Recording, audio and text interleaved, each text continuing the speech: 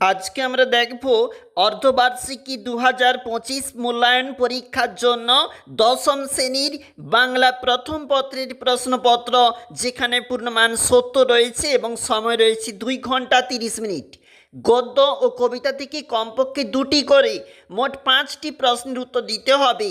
সৃজনশীল প্রশ্ন 5 গুণ 10 সমান 50 রয়েছে।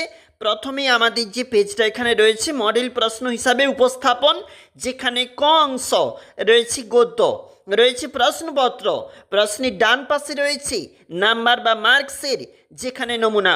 অবশ্যই দেখে নাও, এটা রয়েছে 2 নাম্বার পেজ, যেখানে রয়েছে খ কবিতা অংশ থাকতে যে প্রশ্নপত্র, এবং ডান দিক বরাবর রয়েছে প্রশ্নের যে মূল্যায়ন, অর্থাৎ প্রশ্ন কত মার্কস করে সেটা কিন্তু দেওয়া রয়েছে।